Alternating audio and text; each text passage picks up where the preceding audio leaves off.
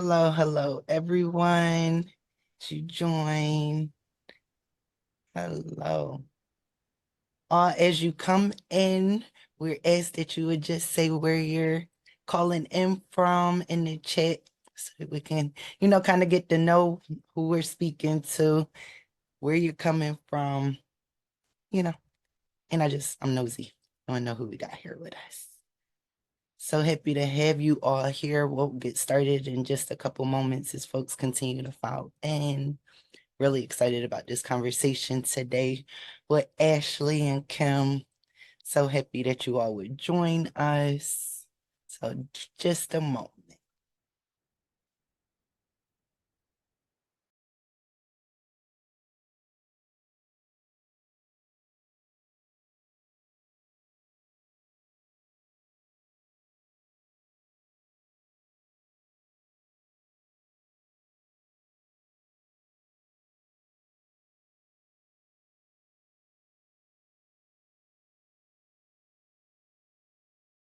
All right, those were the couple moments I was thinking that we would give folks to join. So once again, thank you all for joining us. We are here in honor of National Women and Girls HIV Awareness Day, which took place on Sunday, March 10th. We are so happy to have you here for this powerful discussion on sex, pleasure, and PrEP. I am honored to be sitting here with Ashley Cobb and Kim Canady as they discuss, women's sexual experiences and discuss the importance of prioritizing pleasure and sexual satisfaction for all women living with and vulnerable to HIV. We'll talk about PrEP, pre-exposure prophylaxis is both a preventative tool for HIV and a means to increase women's sexual agency. We hope that you enjoy every piece of this conversation today. And to begin, I'll just ask for Ashley and Kim to both take a moment and introduce yourself so that we know who we're speaking to today. Hello, everyone. My name is Ashley Cobb. I am a sex educator. So I talk about all things sex, including PrEP. I'm also on PrEP and been on PrEP for a little over a year. I believe that for me it was important to be able to walk it like I talk it, and I wanted to make sure that people who look like me knew about all the tools in the toolbox. Hi, everyone. My name is Kim Canady, and I am a HIV activist, a pleasure activist, a sex educator as well. I'm in New York, Brooklyn, New York, and a little bit about me. I'm HIV positive, born positive, lifetime survivor. Um, my work stemmed from me seeing nobody's talking about pleasure, nobody's talking about what that looks like for women living with HIV. So a lot of my work is educating the youth, educating women, and shining light on topics that nobody want to actually talk about and make uncomfortable comfortable.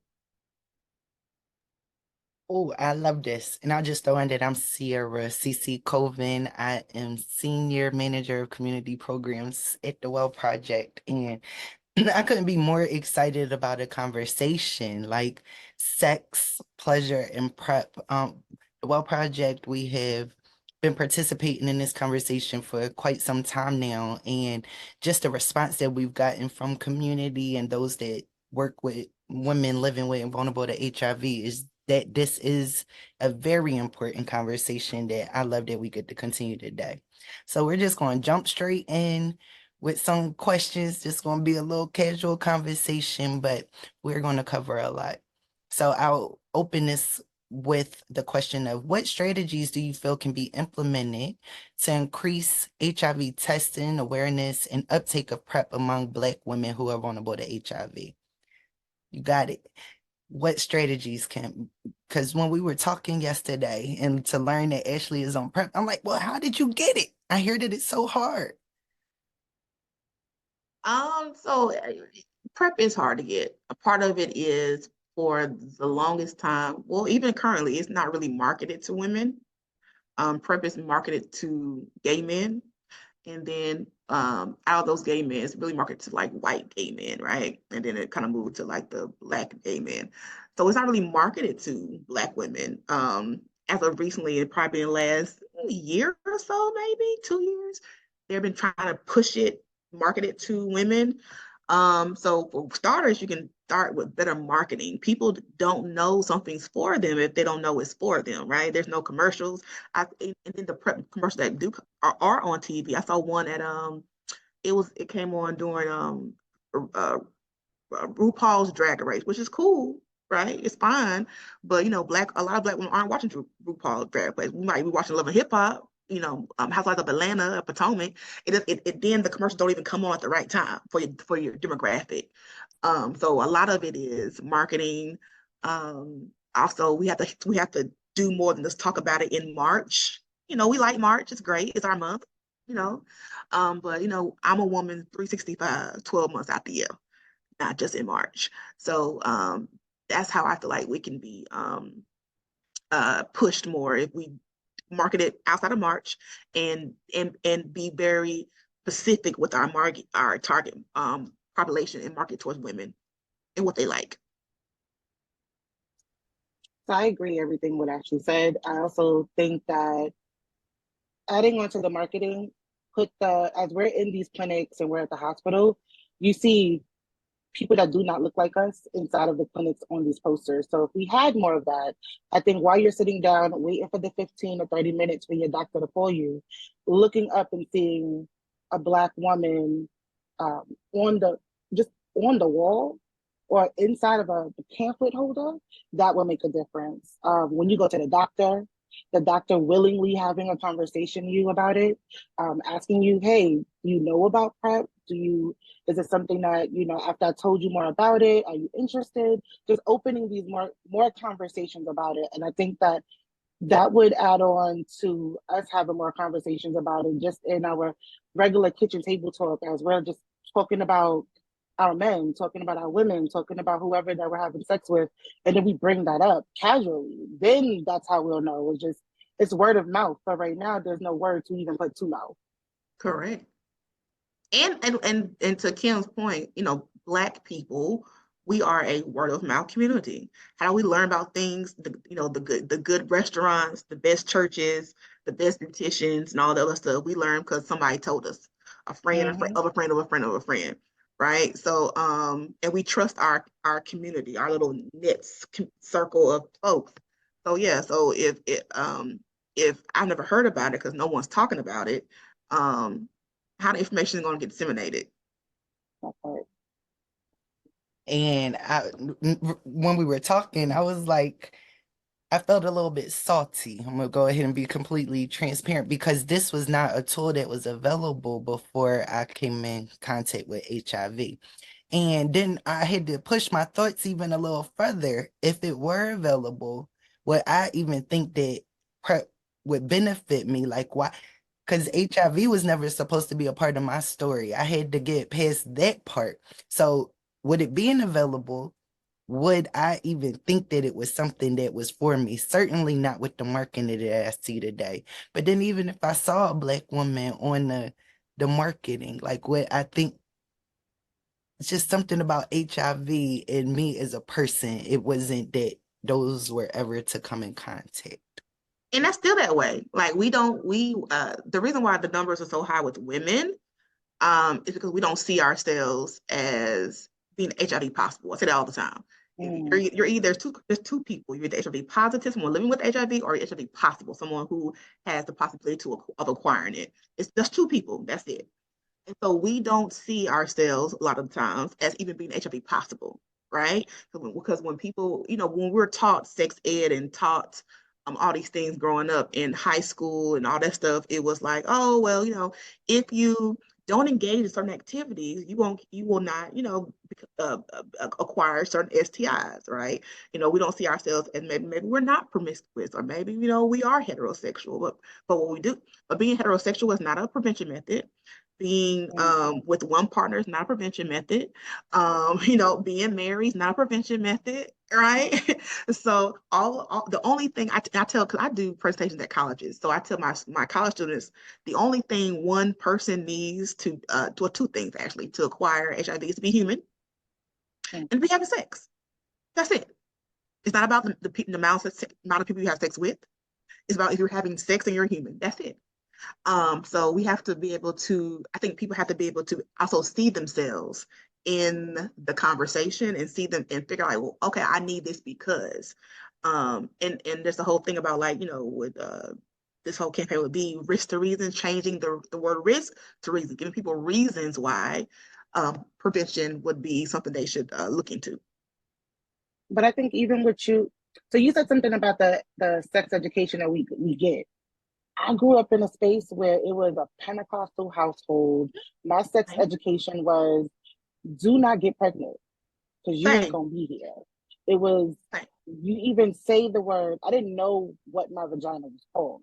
It was this is my pretty pearl. This is my pocketbook. This is my thing. And I think culturally, even for me to even want to explore being even HIV positive and having the knowledge, I didn't have that. I had to go out and learn from TV. I had to learn from the radio. I had to sneak in to watch certain TV shows because one, we didn't even have cable. So I had to go to cousins' houses to watch the explicit stuff, even if I wanted to. Or in school is where I learned stuff by my friends, and we ain't know nothing. So we're teaching each other false information because the schools wasn't going in and nobody was coming to have a conversation.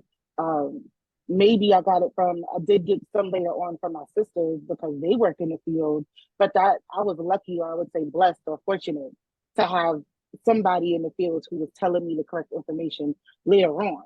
But a lot of people don't have that. So then you stuck in a space of everybody giving false information, not thinking that any of this is even possible because HIV possible doesn't even make sense to some people, which I'm happy that we have that term because that's to even split that up like that. That's not a thing that most people would even think of. That I'm HIV possible. No, that's not me. That's not my reality. So, but Right, thank you for that term. right, correct. Like I think too, and I grew up in the South. You grew up in New York. I grew up in North Carolina. Culturally, Black people are the same. Whether in the Mm-hmm. North, in the South, we are all the same, right? Sex is taboo. We don't talk about it. We don't really. If you do have sex, something you do in your house with your whoever you're having sex with, you're not on the internet talking about it, right? So when I became a sex educator, I talk about sex out loud on the internet. Mm-hmm. I'm like, we may talk about giving head or other things on my pages, whatever the topic is that day.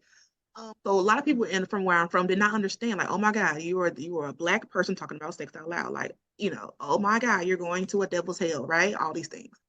Um, and if we can't talk about sex, then we can't talk about prevention because they're all tied Mm-hmm. together.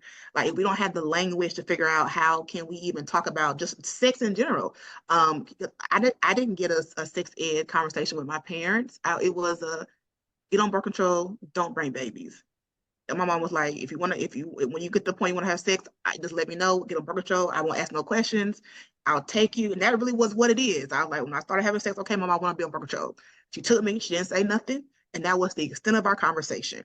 Like, and everything I've learned, to Kim's point, everything I learned about sex, I learned through, my friends, the blind leading the blind, or like I was talking yesterday, and I was telling them I learned a lot from like Real Sex on HBO, Mm-hmm. Sex Talk with Sue on Oxygen. Like I learned a lot of stuff from TV because I wasn't having a conversation at my house, which is the problem.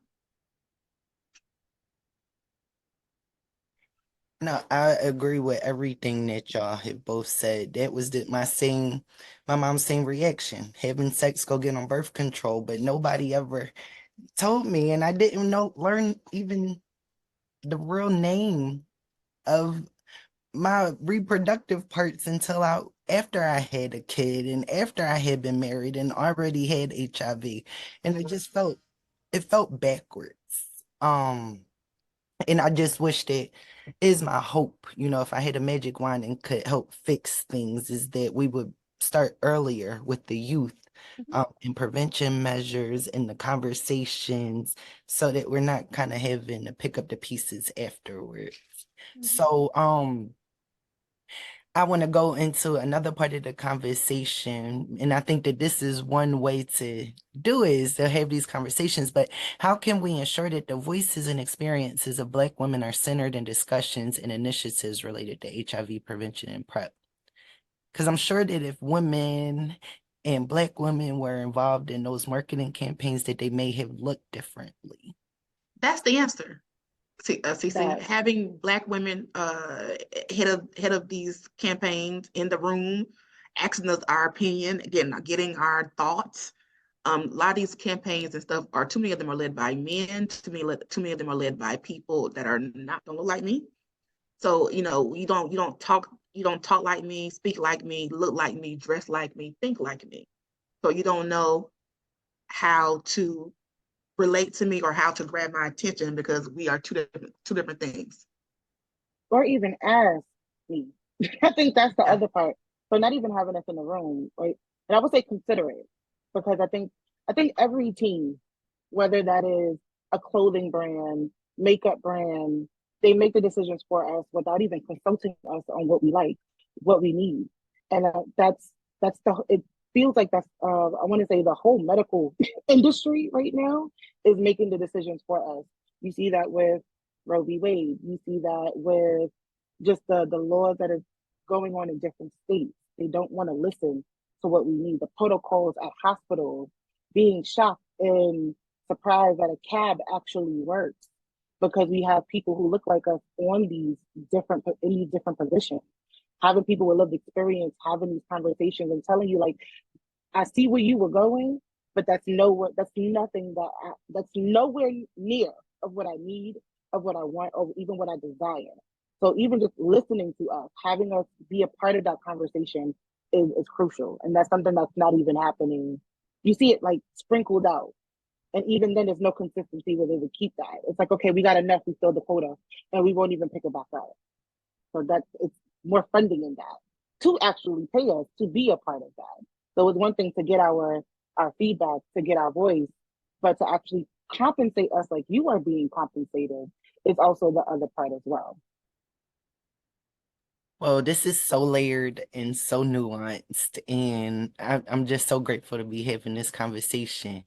Um, so we're speaking from three different perspectives. You have a woman who is not living with HIV. We have a woman who was born with HIV, and then someone who came in contact with my diagnosis in 2008. Like, what does PrEP mean to you, though? Like, that's three different experiences. How has PrEP allowed you to have pleasurable sex? Like, has it helped? What does it look like? So go ahead, Ashley. Oh, okay, sorry. So for me, as someone who is negative, um, so purpose allowed me to take control of my sexual health, right? I don't have to really put it in the hands of my partner.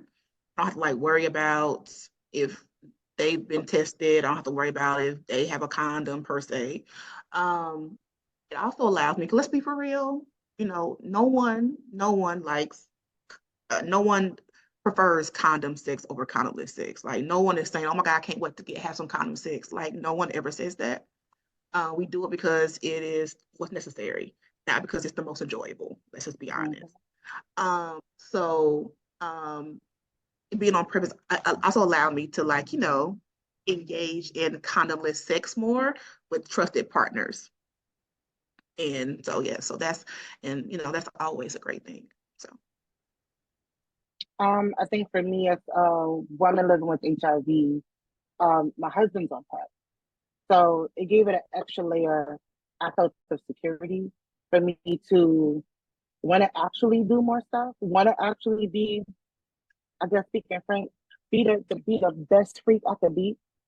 Because it's like, oh, I can actually do more. I feel confident. I feel comfortable because I know I'm on medication.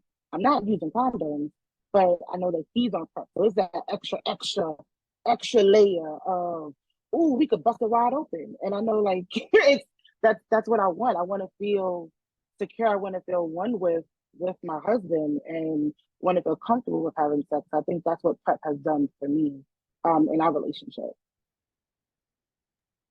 Yeah, I guess I'll throw my answer in there. So when I first got diagnosed, treatment had made it as far as I was able to tell my partners that there was a less than 2% chance that I would transmit HIV to them, but it sounds like milk, or it sounds like the weather, like a 2% chance of HIV. And PrEP has just allowed, I can offer that as another tool for them to use, even though I'm undetectable, is offer another tool. So there was a question that came in. I'm going to go ahead and address it right now. And it comes from someone that says that they're HIV negative and their male partner is HIV positive. They don't want to use condoms. She's willing to go on PrEP, but he is still stressed about having sex, even if his viral load is undetectable. Like, what advice? Because I certainly understand it, but like, what would you say to this person? I'm reading the question over. I think while you're reading, I think that it's still some of that internalized stigma of people who are living with HIV, and it's scary. I know for myself, like, to think that I could be the reason why someone else is sitting in a doctor's office or having to take medication. Sometimes it's scary. You can't get past that. Um, I don't necessarily have a piece of advice, only to say that I completely understand. And I would also add on is be patient. I think so. I know for myself, as somebody who was positive with somebody who was negative, that magnetic relationship, it's it gets hard as a person who's HIV positive because you don't want to be the person to give it to somebody. I know for me, it's the internal stigma that I had just being comfortable with myself, wanting to have sex a long time ago when I first started having sex, because I always had that fear of what if, what if, what if. I don't want to be that person. Um, but finding the right partner, having communication, the reassurance between both of us of this is, him saying he accepts me and having that understanding, I think is what eased me. And then him getting on PrEP was, like Cece said, that extra tool. It was that extra little check mark. Like, okay, that is what made me feel comfortable. So maybe him or both of y'all finding what makes y'all both feel comfortable, not just for one person, but for both to ease that into the relationship. Because maybe that's something that might be, I wouldn't say missing, but can help because it does get tricky and it does get to a point of where it can get emotional in a sense, and it would stop you from opening up more when it comes to sex. That's from my experience. All right, Ashley, I'm not sure if you had anything to say. All right, we're going to go on to our next question. Thank you so much for such a beautiful response, Kim. Um, so how can healthcare providers, like, how can they better help support Black women in making informed decisions about their sexual health? Um, okay. So I think I need to stop saying I think it would be helpful if the doctors wouldn't just ask you the standard questions when you go to clinic and how many partners have you slept with? Are you having sex? And it just stops right there. You might get this is you might get an exam.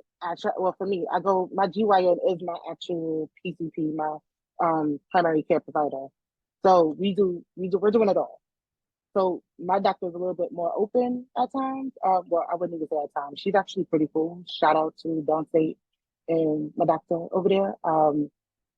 But she's actually open and listens to what I want to say. Most doctors aren't that. They don't want to hear what you have to say. They stop at that two-line question that's on the non-updated form that they just everybody asks, and it's not open to wanting to know what you like, who else you're having sex with, or even just if you're in an open relationship. I had a doctor when maybe about 6 years ago before I got with this doctor who made me feel bad for not wanting to always have sex with my husband or even ask me even more questions. And that was because I was tired. Like, I'm a Black woman, I'm tired, I'm in school, I got a kid, like it's life is life. And no, I do not want to just lay on my back and have sex right now or jump on top. I don't want to do that. I want to go to sleep.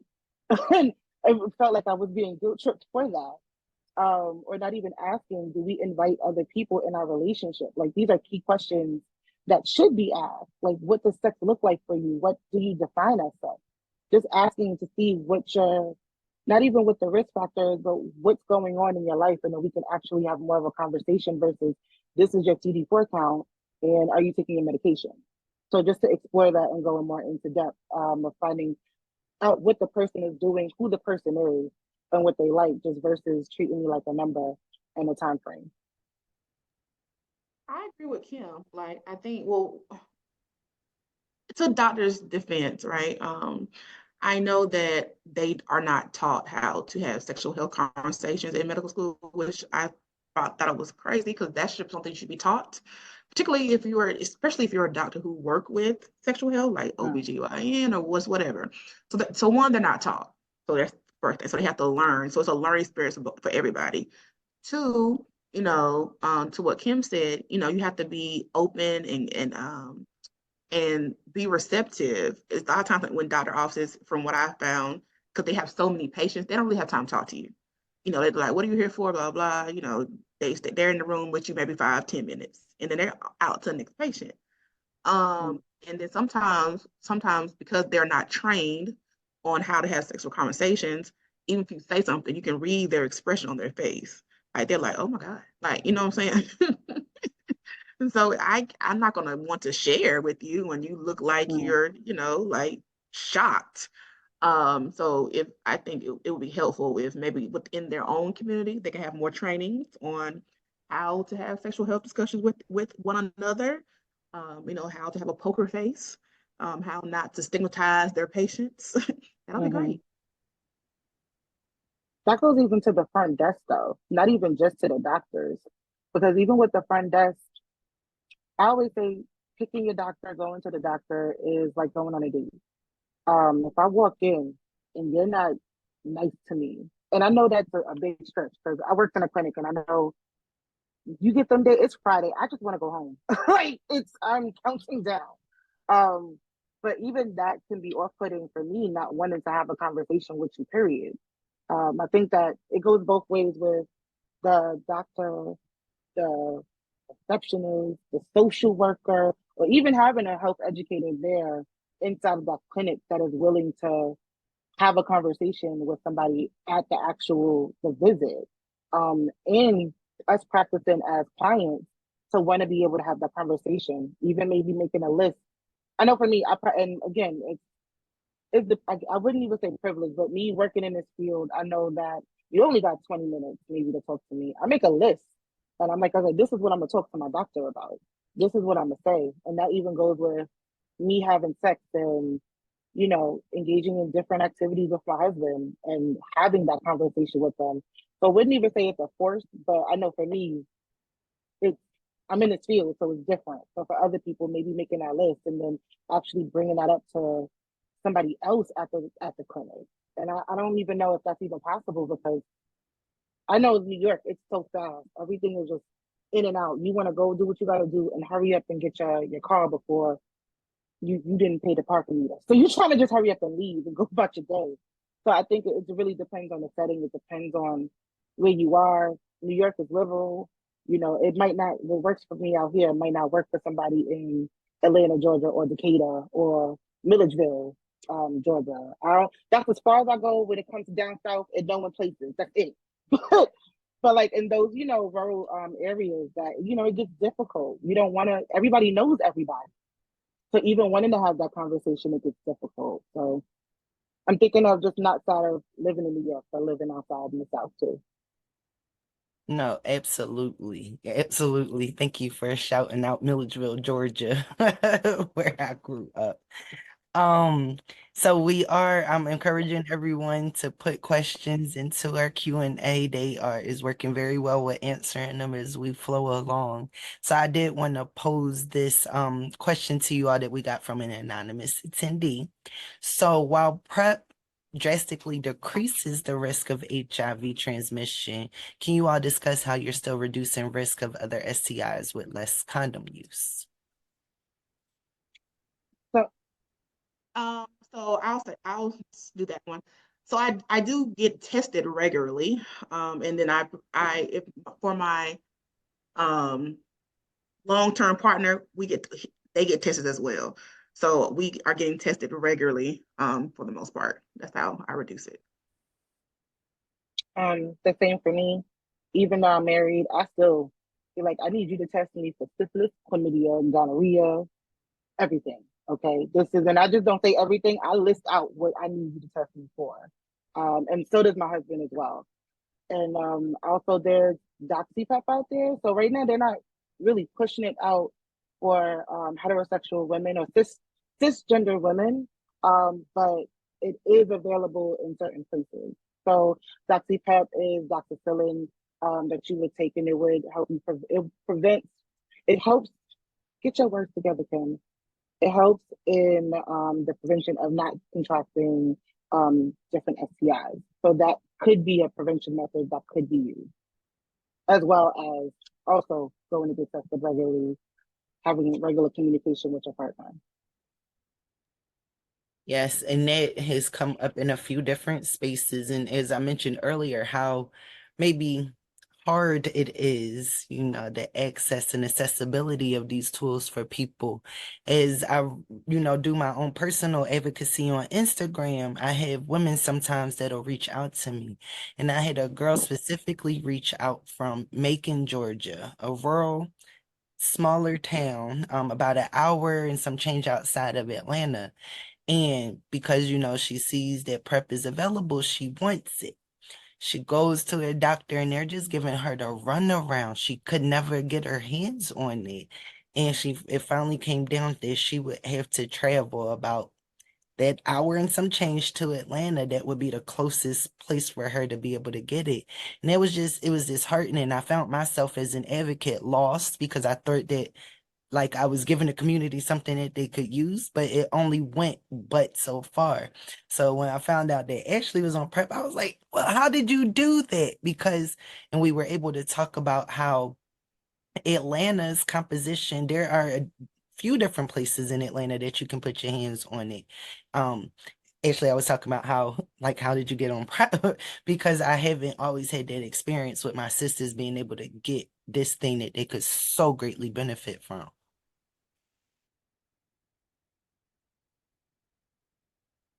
Oh, it's not okay. Sorry, I was muted. Sorry. Um, so yeah, like CT said, so there are a lot of places in Atlanta because Atlanta is a metropolitan city. So there are a lot of places in Atlanta, ERC, Brady Health, Brady Prep Clinic. There's an Ebony study here in Atlanta where people can apply for the study. It might not be, it's just might not, the Ebony study might not be just for Atlanta, but it's the Ebony study where you can apply and you can get on PrEP for free. It's like a year study. So there are a lot of places here. And there's a website called IamHIVpossible.org where it kind of lists all the places in the city of Atlanta where you can like go and find it for free. So I haven't had any problem getting on PrEP here because I've gone to HIV centered clinics and they already have it readily available in most clinics. I love that. And Kim, with your experience in the sexual health space in New York, like you can get PrEP in New York fairly easy, right? Yeah. I feel I feel like I'm at an advantage just by proximity. Because New York is I feel like you can go almost anywhere. You just have to know that it exists. So we have like Callan Board, Planned Parenthood, the HEAT program. So you can go to these clinics, to different hospitals, and say that you want to get on PrEP, and it'll be there, even when you talk to your doctor. But you have to know that PrEP exists, and I think that's the key part is knowing that it exists, knowing what it's about, and then having that conversation. And sometimes, depending on your doctor, it's kind of convincing the doctor. So it's the accessibility, but then also having them be aware that this is something that you want and that you want to be on, and they're kind of convincing your doctor like this is something that I really want to do. If you are a cisgender person, I feel like it's a little bit harder because that's not something that they just talk about all the time. So you have to actually have the knowledge. Yes, yes, yes. Thank you all for your responses. I'm going to read a question and a comment from one of our attendees. So it's important that the client patient feels comfortable sharing sexual behaviors with the provider. It seems it's not always brought up at appointments or overlooked for sexual health history taking. Do you have any tips how I can encourage women to advocate for themselves? Any tools they can use at appointments, words of advice?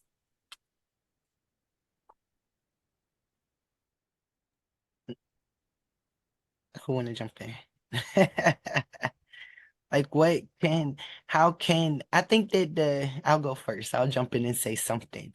That the advocating for oneself, I know sometimes by the time I get to a doctor's appointment, I'm tired of having to have advocated for myself Yeah. because it could have took me forever to even get into this appointment in the first place. So I kind of, oh, this sounds bad. Want to be babied a little bit though. Like I want to be taken care of. This is the one place that I can get, I'm out of the real world. So I maybe unfairly put a lot of that weight on the provider, but I want those questions to be asked to me because I'll respond to them, but I just not might not be in a space to be able to come up and say, one example, got a OBGYN visit. I did the exam. The woman knows that I'm living with HIV, and nothing in that conversation comes up about my partner. And I knew that that was the place that it should have came up, but I just didn't feel like it. Like I didn't feel like having to be the one to have to tell her that this is probably where this conversation could be planted.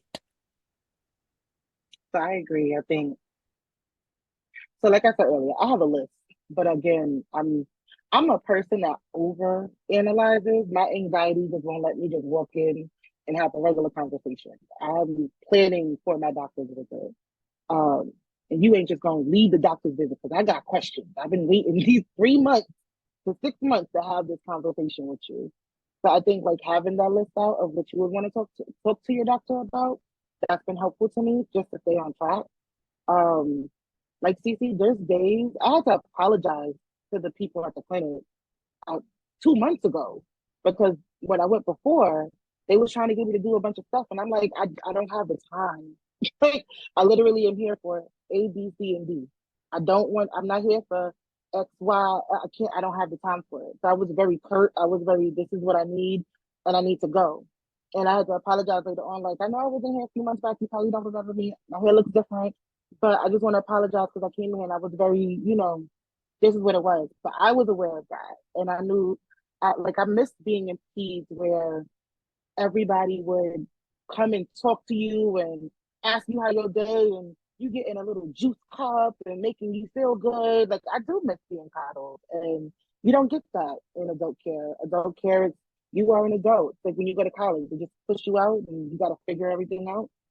Kind of how I feel. So I kind of have to write everything down so I can go in, know what I want to talk about, and hope that everything gets done.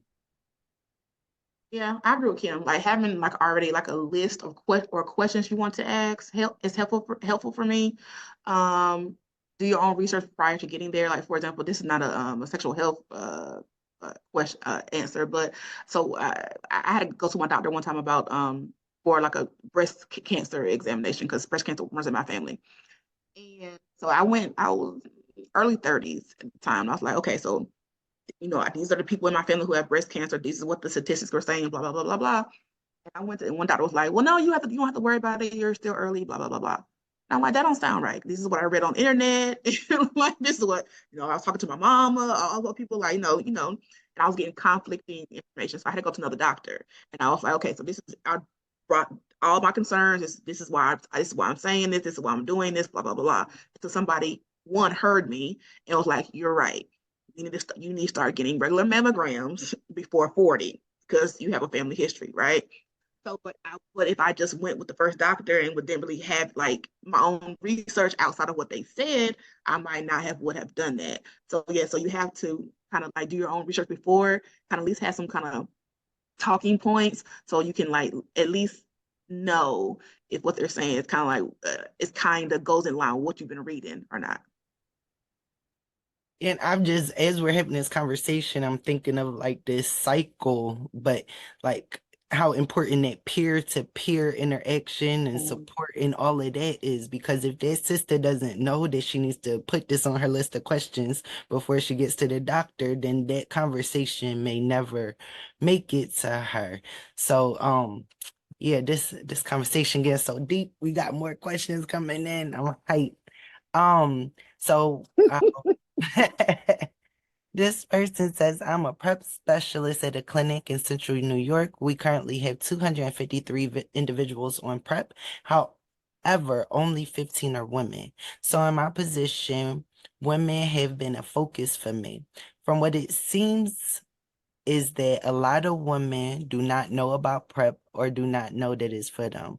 I've gone and provided information to GYN offices in the area. Do you have any ideas on how to maybe just reach more women?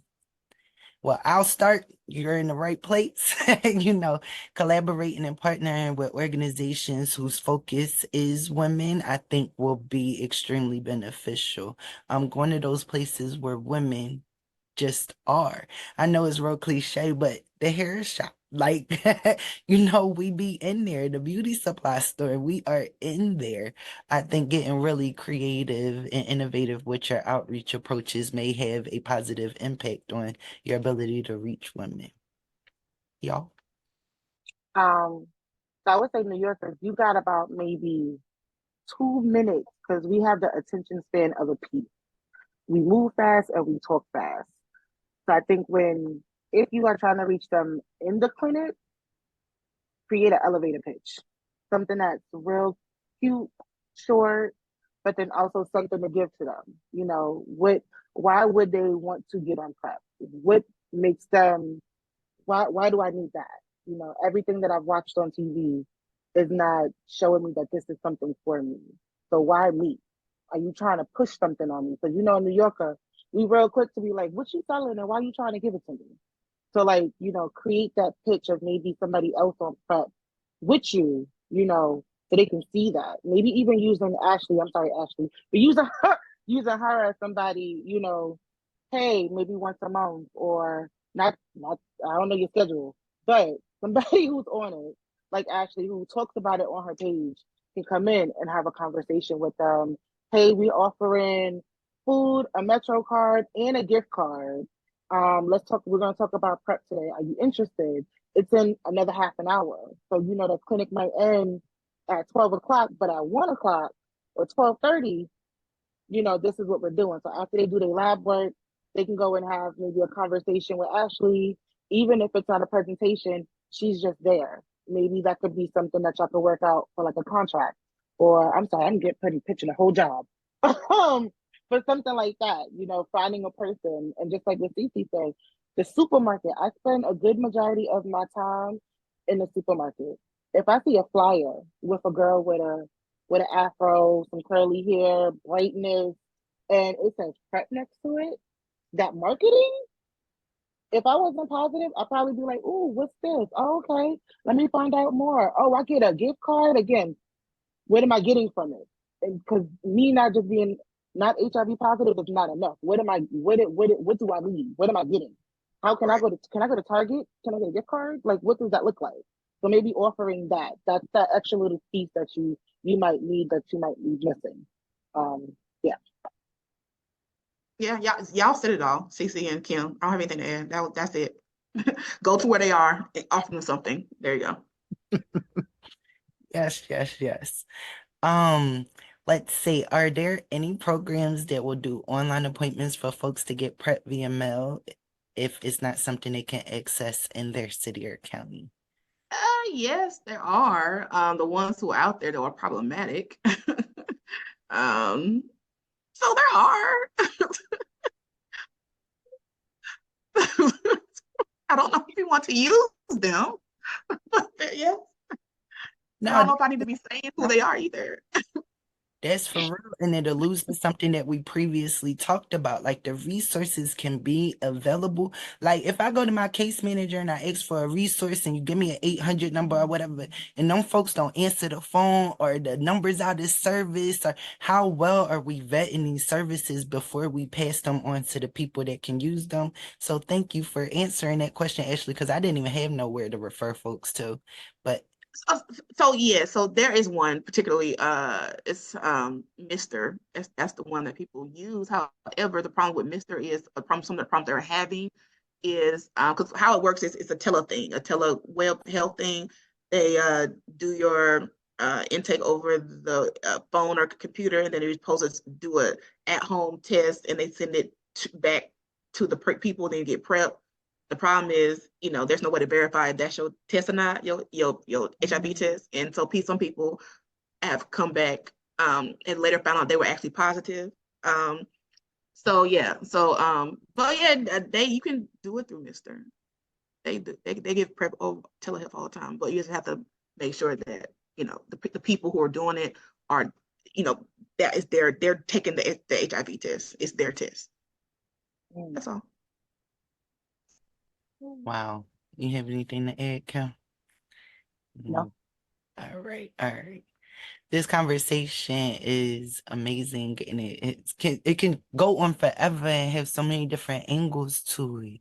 I want to get back into the space of how do we challenge and dismantle harmful stereotypes and misconceptions about Black women's sexuality and pleasure in the context of HIV prevention efforts. By conversations. So stereotypes and stigma, all that comes from lack of education. So we have more conversations. We are making taboo topics not taboo anymore. The more people will talk about sex, it's not so taboo. So just by having more conversations, I think, is how we do that. This, this, making it on Facebook, making it on Instagram, doing TikTok, hitting people where people are utilizing more. Um, like Ashley said, it's making it uncomfortable, what people think is uncomfortable or taboo, making it a comfortable situation. As much as we can say eye, ear, and nose, we should be able to say vagina, penis, and testicles. And that's not the thing. We don't have that. Or we should have it, but it's not something that is normal. It's not accepted. I can have a conversation in the supermarket and I'm talking about, yeah, because it was wet. It was real wet and it was leaky. And I'm not looking around like, oh my God. I'm like, oh snap, I forgot I'm in a supermarket. And then I continue my conversation.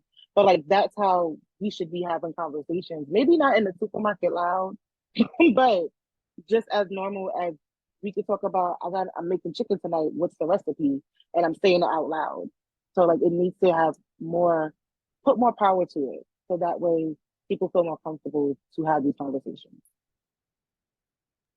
Yeah, and I've been trying that out with my own friend groups, like because sex has always been a taboo thing, and I think a lot of, well, from my own experiences and from other folks that I have spoken to, how we got introduced to sex wasn't the healthiest way.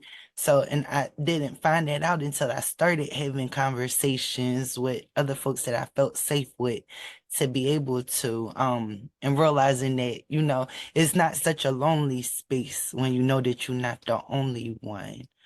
Um I wanted to go into Krista's question about the long-acting PrEP.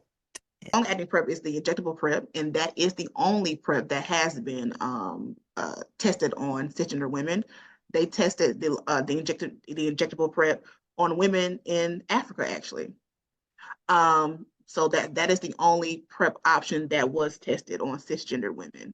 The other options were tested on trans women, but not tested on cisgender women, I believe. But I know for sure that the injectable PrEP is the only option that was tested on cisgender Black women for sure. They did in Africa.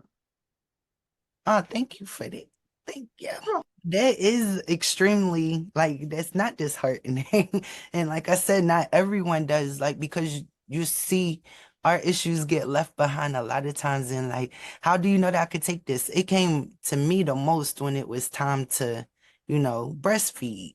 This medicine ain't never been tested in a woman that was pregnant. And so they just say, it can't be. So that gives me some hope that, folks are starting to hear our issues. Mm. John said, talk about sex in the grocery store. Yes, that's where Yes, condoms and lube are purchased and where many of our clients get their prescriptions filled. Yes, yes. Um, let's see. Olivia said, I do believe old school PrEP Truvada has been studied in cis women, part of why exclusion from studies since is so stark. Yes, yes, yes. I have a question. It was a question for Ashley. Why do you think that, and this is not on, it just came to mind, but why do you, and this is to be for Cece as well, why do you think nobody talks about pleasure? Like, I know for me, I think it's sex has been so regimented where it's about other people. It's never really about female pleasure. People don't really talk about that. But I know this conversation is about PrEP and it's supposed to be about sex and it's supposed to be about pleasure. But for me, I think about we're talking about what you take to make sure that we don't contract HIV, but we're not talking about just enjoying sex. So why do you think we don't have those kind of conversations more often? Because one, sex is typically male-centered in society. God forbid women have sex just because they enjoy it. Who's doing that? Men only do that. That's the first thing. Two, women, well, I'll say Black women. These are women I know. Black women are not taught how to have conversations around sex and pleasure.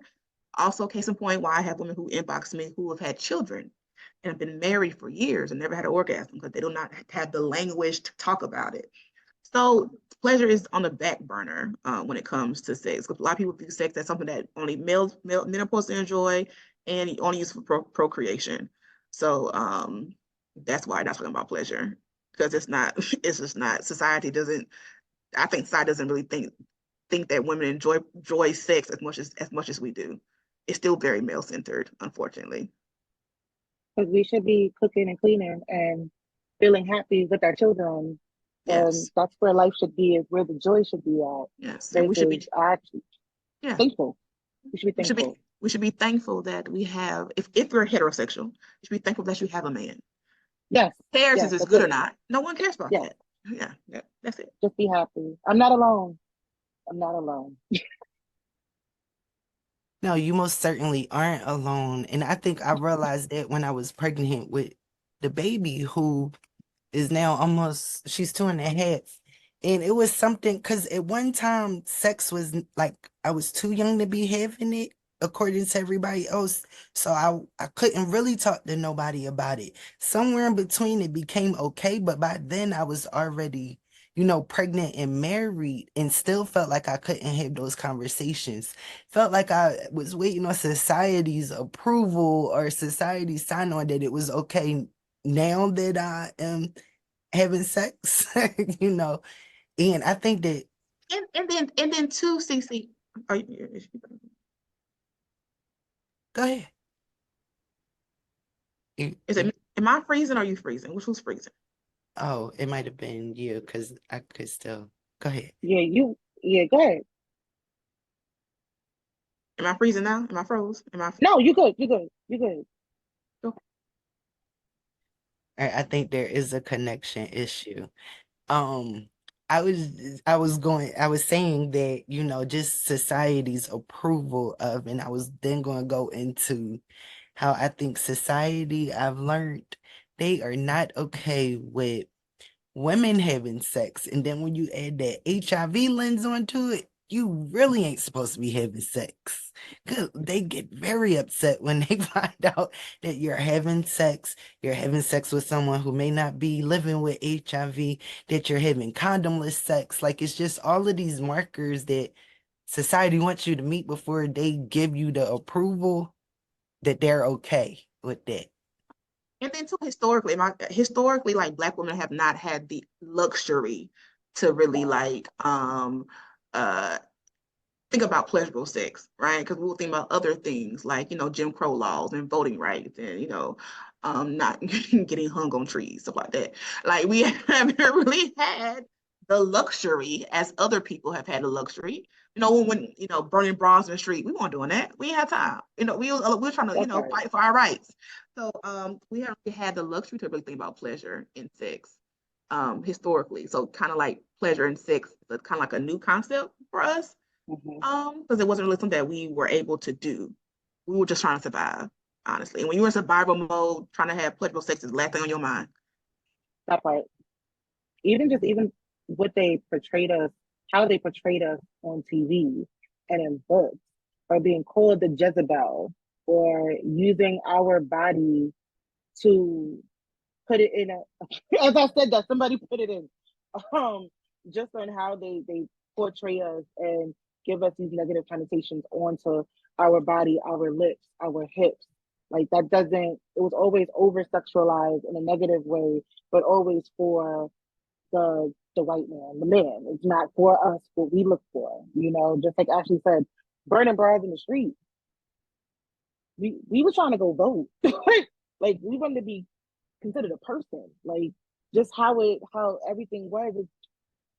We're in 2024 and saying the word sex is still like, oh my God, oh, this is too much. So then even thinking about pleasure, it's like, am I even happy? What does pleasure look like? Like we don't even get to, I can't even enjoy my Popeye by myself. So half the time I'm trying to think of, can I just have a good orgasm or masturbate in peace without my son knocking on the door, or hoping that nobody's home, or hey, I want to do this together, but again, my son is home. I want to be loud and free, and I can't because the 14-year-old is there. That the pleasure aspect goes down from 100 to now we at like 75, and then 75 again because all of the life stressors and things that come with it. That survival mode, that peace you don't have. That's real talk. And then when you add the caretaker joint on top of it, when you taking care of, and there's a bunch of folks in the house, ain't none. Like it just ain't none. So I wanted to remind everyone, I know that it's been put into the chat, to please take the evaluation for today's webinar. We would really, really, really appreciate that. And then I couldn't, Joan's comment just had me, took me over. So I want to get that in here. So she says, a woman once asked what is the clit and where the clit was located. I almost cried thinking about all the self-pleasure she had denied herself, but also clearly no one else had educated her about her body. I gave her a mirror and told her to go home, look at her vagina, and touch everything she sees. She later told me that her partner said I was nasty and he would tell her what she needs. Child, the patriarchy is alive. Yes.